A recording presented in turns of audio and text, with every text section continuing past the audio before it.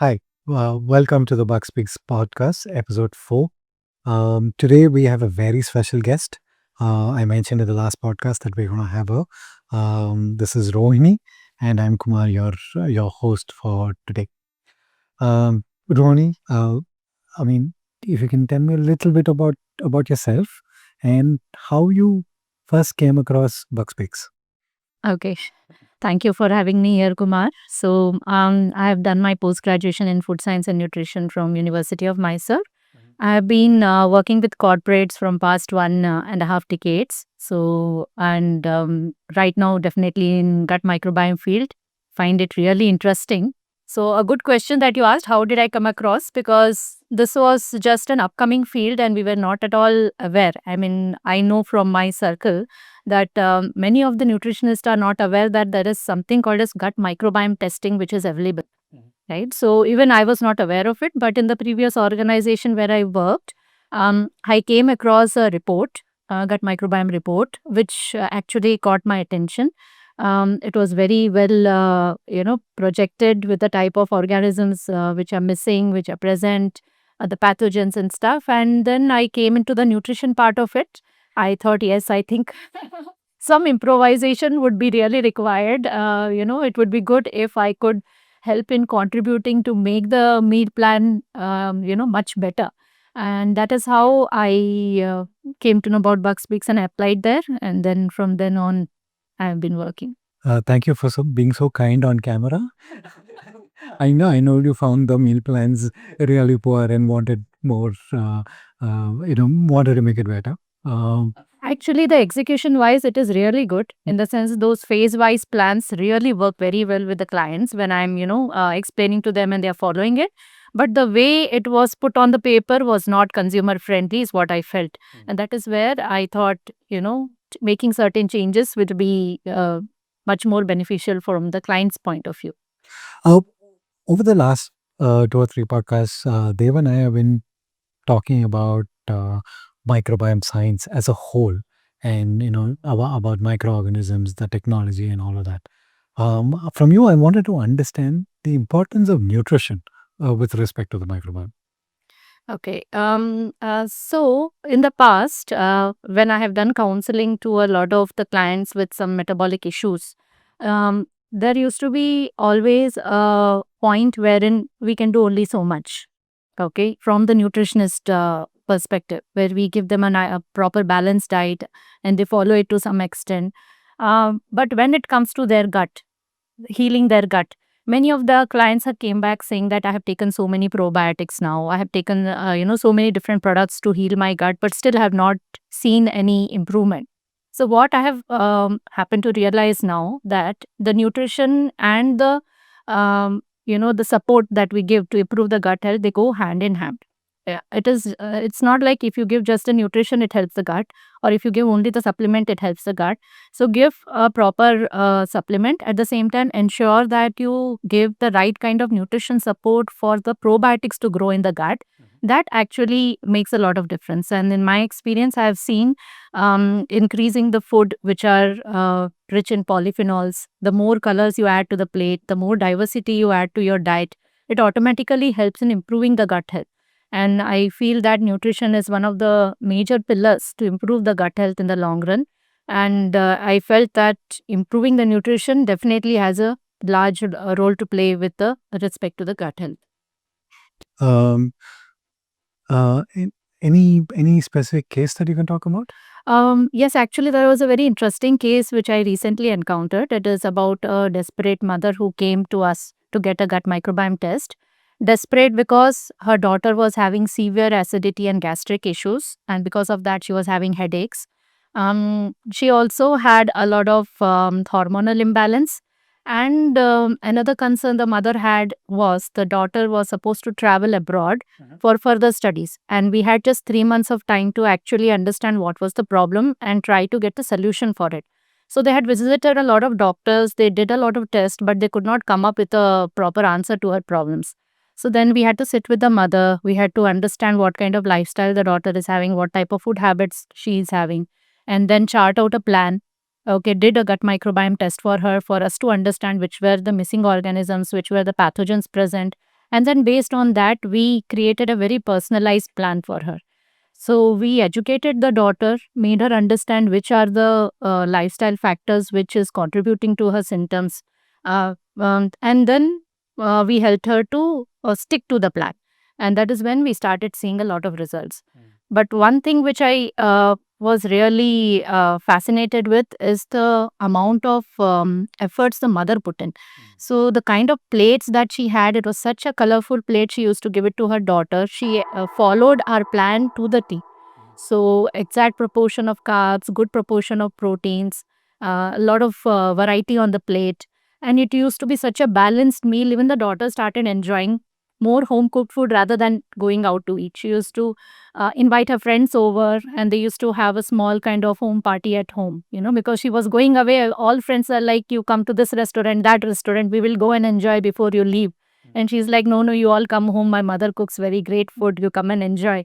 And that was a kind of, scenario. But really, the mother taught me consistency, and, the amount of hard work you put in to create good home meals can go a long way, in improving the family, the health of the family.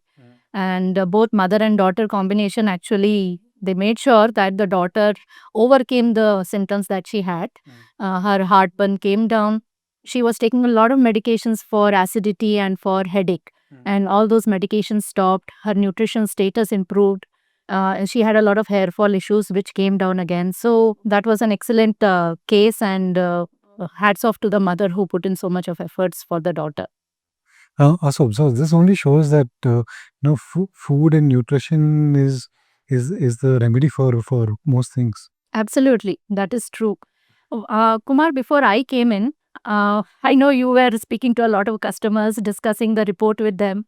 So, how was your experience? Was there anything specific, or I see. I would get into the calls wanting to explain the science behind the microbiome. So I'm a molecular biologist, a systems biologist by training and by profession. So I understand that world really well. I understand which microbes break down idli, what are the subnutrients that happen, which other microbes will eat it. So it's almost at the molecular nutrition level that I have is my understanding. But when I'm talking to clients, I mean they would find the conversations interesting and hence start asking me a lot of questions about how to improve their health to nutrition. I have also received many clients have given their blood reports and asked me to compare that with the gut microbiome report and come up with possible suggestions. Almost felt like a quack at some points of time. But there's one or two cases that are very vivid in my head, and it showed me the power of the microbiome. There was one case where this person was, suddenly healthy otherwise and all of that, but suddenly got, I think it was an upset stomach or something like that that led him to do the test.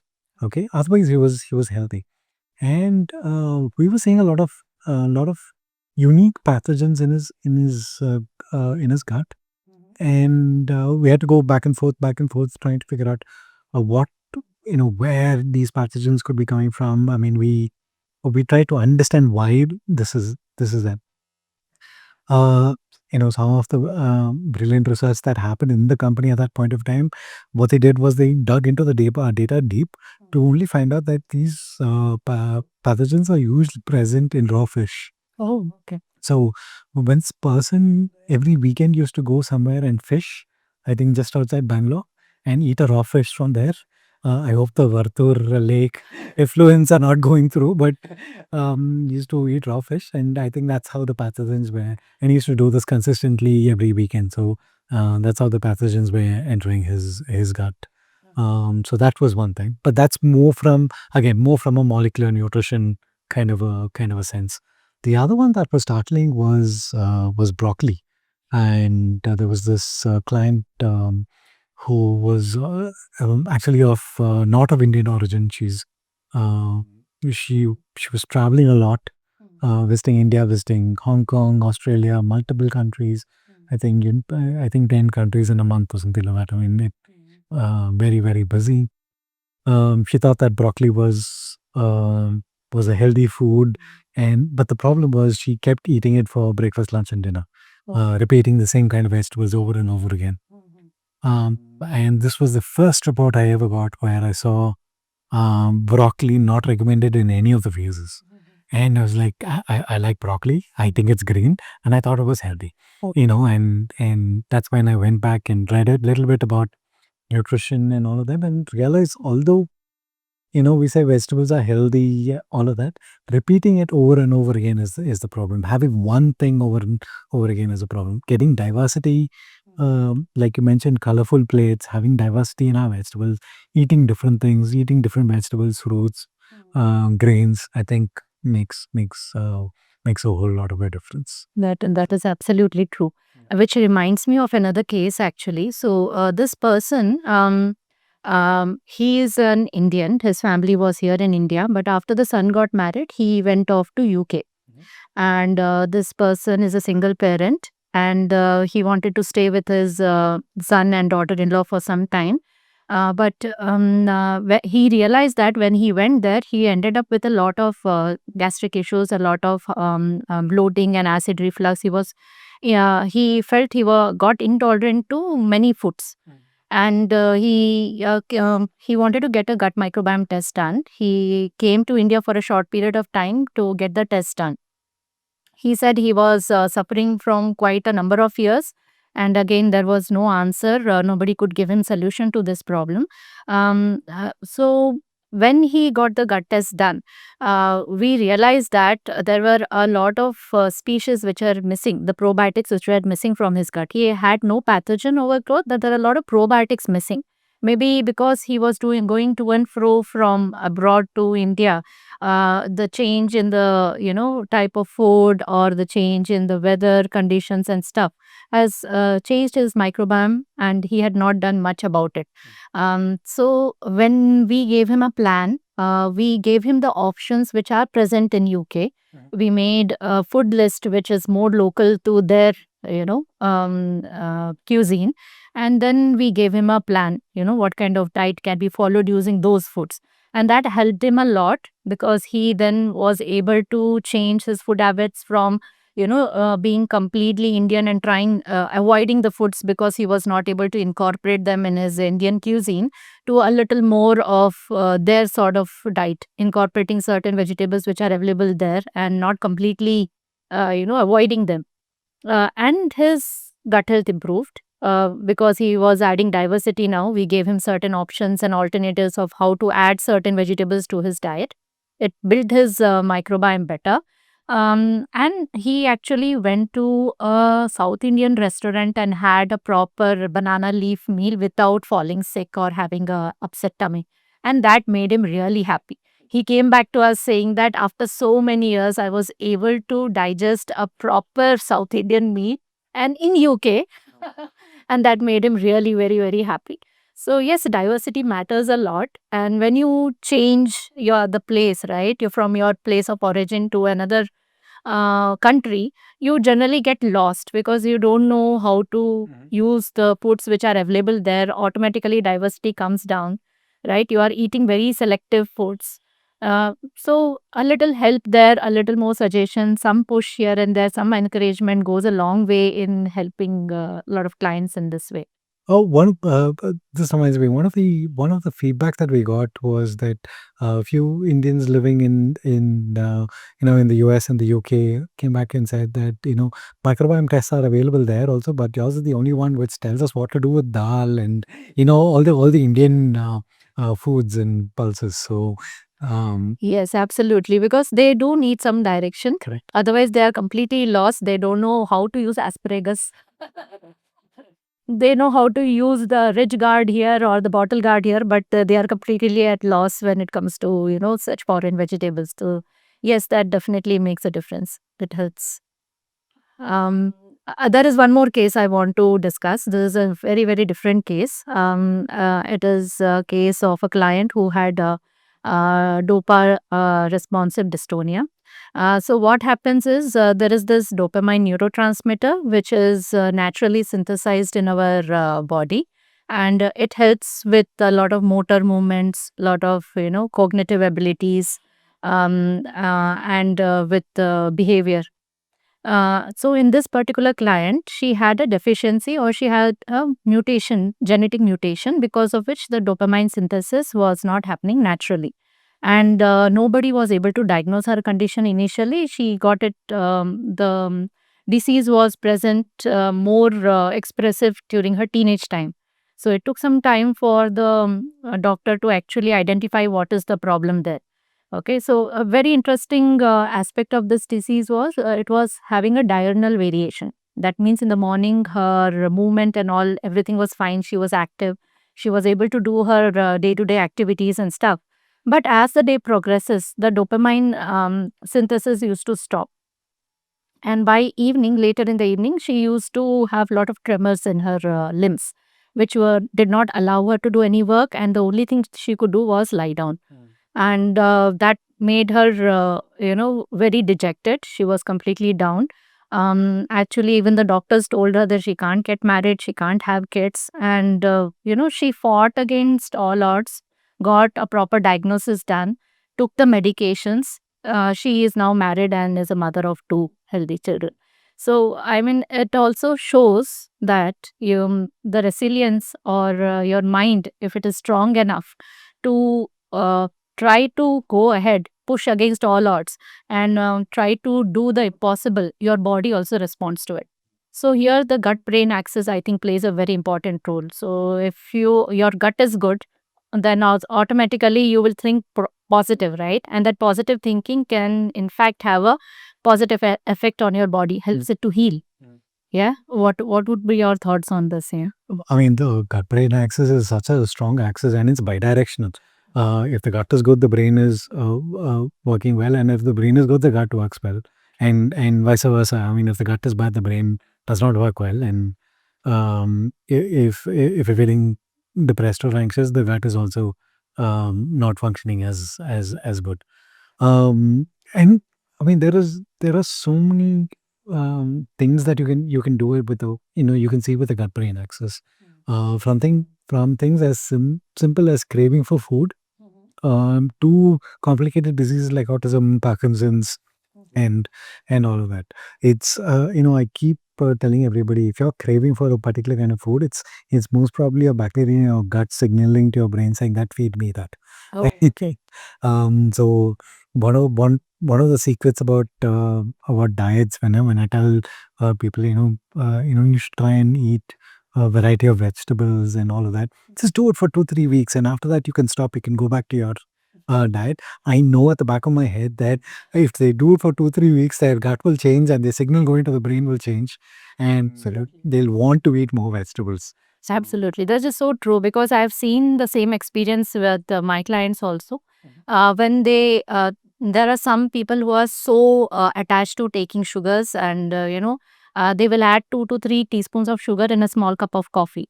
And when they give up, or at least reduce the amount of sugars, they cannot go back to that original amount at all. So their body completely rejects it, and they cannot eat anything sweet. And yes, I think that might be because of the changes in the gut microbiome again, right? Which propels them to eat things in a balanced amount, whatever is required by the gut. So yes, that works really beautifully. Talking about sugar, we should also talk about sugar fermentation. And I think one of your favorite topics about Absolutely. fermented foods. We should do like an entire episode on fermented food. I don't think one episode would do any justice. Yes. But your thoughts on fermented food?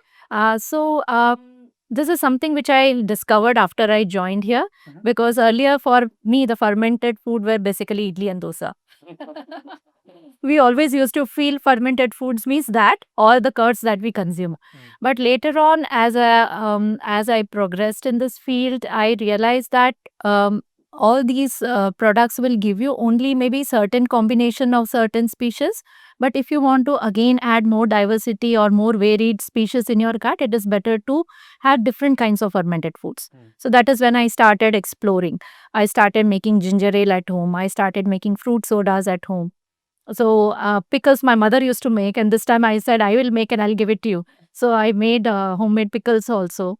So these are the different things I have tried, and I have seen that slowly my family, my kids, they seem to like the fermented beverages more than the commercial ones, and I'm very happy about that. Kudos to you. So they seem to like that fish. So and they know that it is not very sugary, but they still feel like drinking it, and they are very happy to show it to their friends also that they are drinking something which none of them would have tasted before. So yes, fermented foods definitely are good, and if you make at home, you definitely get better with it, and you add more diversity to your gut. Great, Rohini. I mean, thank you so much for making time and coming and spending time over here. I must tell you, it was with great difficulty I pulled Rohini to come and talk to us. I promise that we'll get her in to do a full session on fermented foods and nutrition in general. Definitely, Kumar. So with this one last line, Huh? yes. So I always used to think that food is an emotion. People are more connected with the food, Mm. but with the experiences that I have had, I have realized that not the food, but a proper bowel moment every day is the real emotion, because that is the vet, and that is what sets the tone for the day. It makes you more energetic. It makes you more responsive to the work that you are doing. So yes, a person who has a proper bowel moment is the most happiest person. Great, Rohini. And with that, we wrap this episode. Looking forward to speaking to someone interesting next week. See you. Thank you.